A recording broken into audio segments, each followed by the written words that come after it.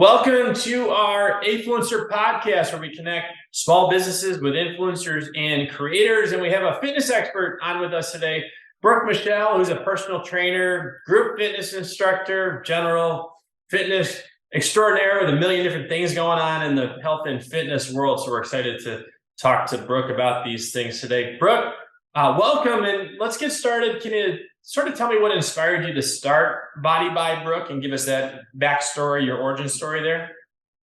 Yeah, absolutely. First of all, thank you for having me. I'm so happy to be here.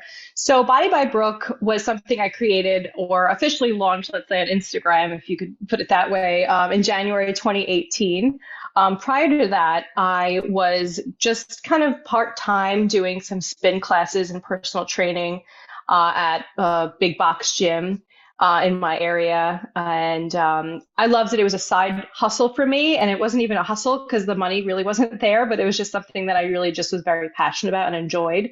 At the time when I did start, I was working for a family business of mine, which then throughout the years kind of dissolved, and it was just not pretty mixing family with business. So once I kind of exited that field, I was just left with just teaching a few classes a week, and it wasn't enough income for me. So I basically just had to work really hard, network like crazy, pretty much just work from morning till night, just trying to find gyms to work in, and also gyms that I was comfortable working in. I didn't want to just work anywhere. So I found, some pretty relatively nice studios, and that just kind of opened the door for me and created a lot of personal connections with the members that I met and people that I met. And I always knew I was bigger than just teaching small group classes in gyms or just one-on-ones with people. That's why I wanted to branch out into the online world and go that route. And then once 2020 happened, when the lockdown started, that's really when my business boomed and picked up. And if it wasn't for creating all of those relationships in the prior years, then I wouldn't have been able to do that.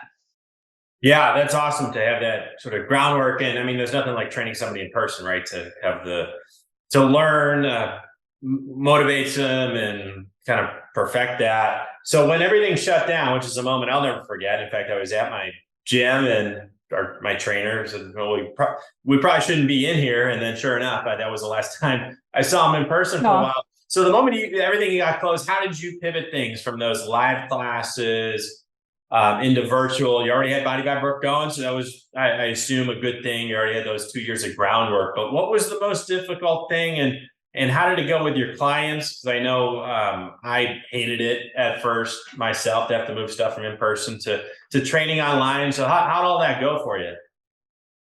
Honestly, it was pretty simple for me. I didn't really think that I would be able to get the vibe though of my classes, especially because I did a lot of spin classes, so indoor cycling. And if you ever taken an indoor cycling class, you know that it's such an atmosphere, and it's just the energy in the room is just unmatched. So other than that, I was teaching other workouts of mine with hand weights and weights that things that people maybe have at home, but people were almost begging me to do stuff. And I was doing things for free on Instagram, just posting like live workouts here and there. And the feedback I got was unbelievable, between like the music that people enjoyed and also a lot of people who wanted to try my classes, but their schedules wouldn't allow for it with the times that I was teaching. They were able to finally take my classes and they loved it. They told their friends, and one thing led to another. And I said, let me try to go on Zoom and do this and see if I could actually, make a few dollars, because at that point I had no income coming in from anywhere. And I couldn't sleep at night. I was just worried, what am I going to do? So one thing led to another, and I started just charging $5 per class. And I remember the first day I made more money in one day than I did in a week of working for other people. I said, okay, I think we're onto something here. And then it just kind of grew and grew. And then my live classes I started doing twice a day on Zoom so that people can make morning and evenings. And I just loved it. I mean, the energy just that everyone was feeling, and also the fact that people were telling me how I brightened their day, or that they looked forward to my workouts, and I was just making people's mental health and frame of mind better for that really crazy time we were in, also made me feel great, because we were all just in it together and moving together, and it just felt so nice. Yeah, that's great. I can see that connection from your client standpoint. I mean, that was kind of all we had was you look forward to when you got done, you know, I would get done. I could fortunately do my work virtually, right? But you look forward to your workout when you can get there, you can get to the bike. And that's tricky because I hear what you mean that these in-person classes from an indoor cycling standpoint, I mean, that's where you get a lot of the juice, right? And you work hard for 45 minutes or an hour and you don't notice it versus if you're on your own, it's challenging to get to that level. So that's, I mean, that's another, I guess, kudos to you to be able to get there and bring that energy right on these virtual classes. So speaking of kind of moving everything virtual, then what strategies have worked in terms of growing Body by Brooke, the Instagram profile, you know, whether you're kind of a fitness influencer, fitness creator, how did that growth work for you? What type of strategies work for you in terms of that? I mean, in terms of that, I honestly don't even think reels were even a thing at the time when COVID kind of started. So it was more or less like the carousels of me posting workouts that we do on my Zooms and just showing people you don't even need equipment. Because that's kind of also one of the things that we ran into was a lot of people didn't have equipment at home, even though even to this day, we don't need much equipment for my workouts. But at the time, it was also like very inflated to even purchase a pair of dumbbells on Amazon. Like some people were charging hundreds of dollars just to get weights, and you almost couldn't find them.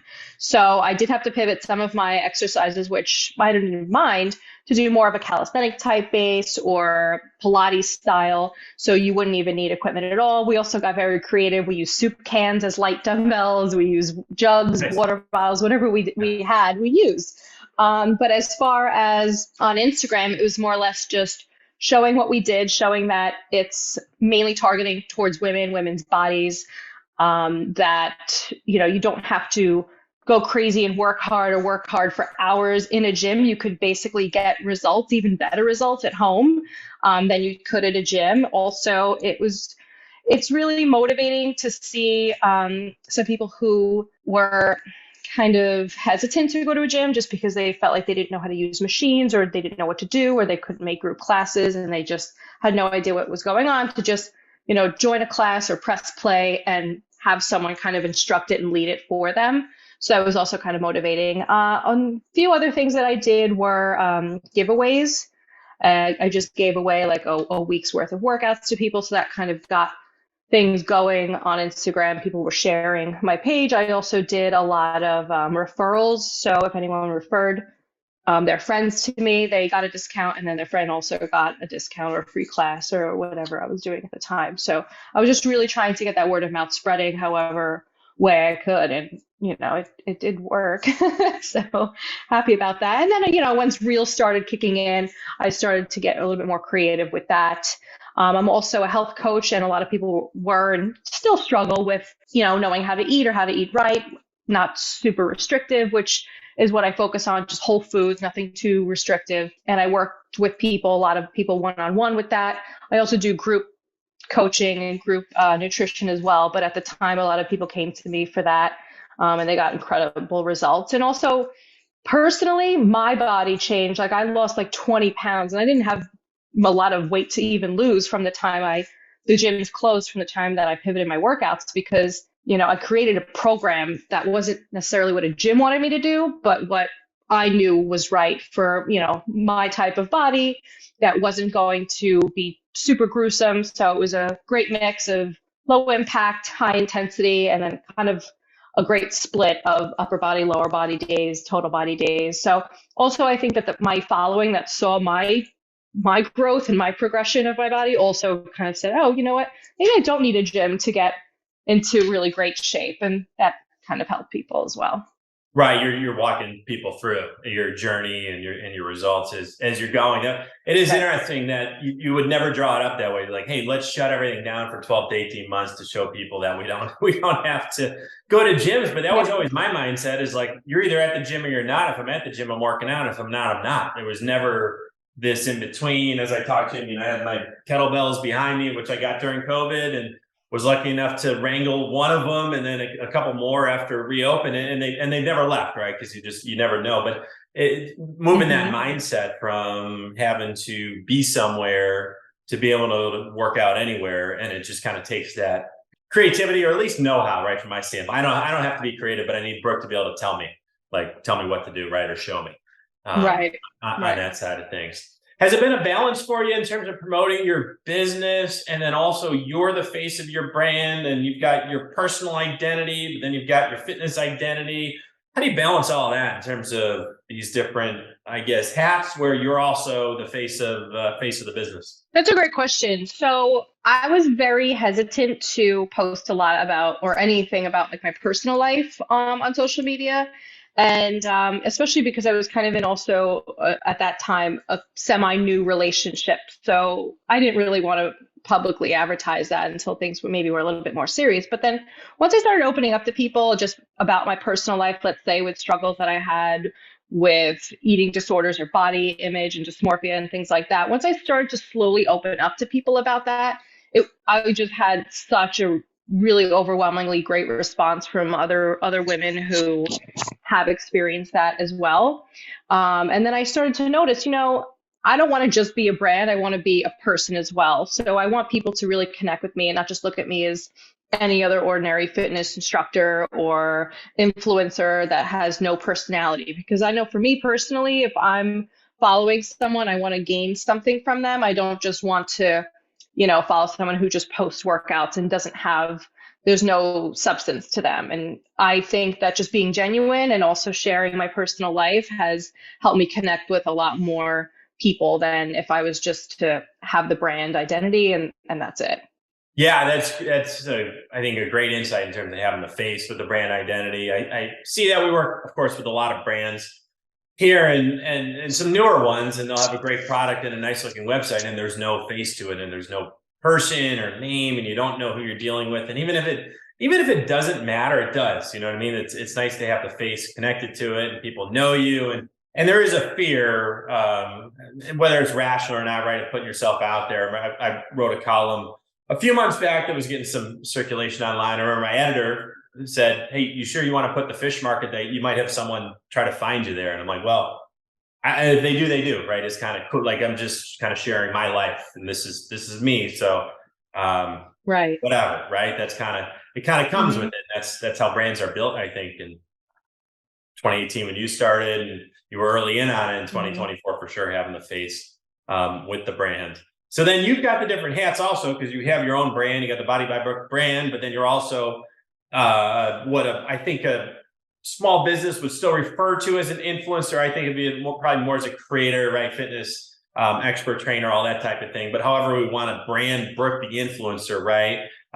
There's work for you to potentially do partnering with fitness and health brands on that side. I know you've done a bit with us with Afluencer. So what do you look for in terms of, hey, this is the type of brand that I'd like to potentially partner with and share their product with my followers on Instagram and beyond? Absolutely.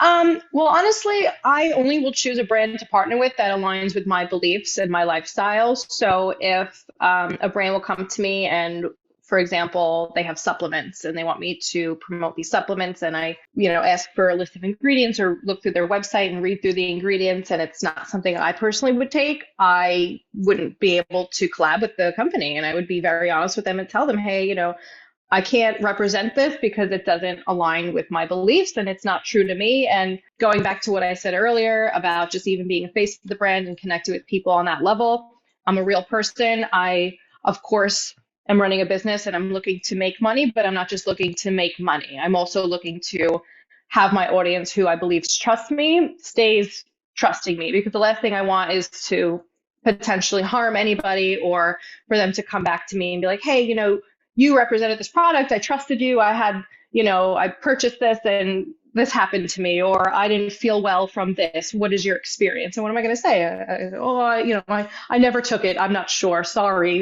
Thanks for the commission. So it's just not worth, the commissions are just not worth it for me or whatever it is, the collaboration. So I like to think that I built trust with my audience over the years and that they take my advice and my input very seriously. Yeah, makes sense. With that, then, do you look longer term in terms of these partnerships where, hey, this is the type of product that I want to, if you haven't tried it, I want to try it, I want to use it, recommend it long term, or if it's something that you already believe in, even better, right? And that's something potentially long term types of relationships with that brand? Yes, absolutely. Yeah. Makes sense. Makes sense. Yeah, that's something we try to.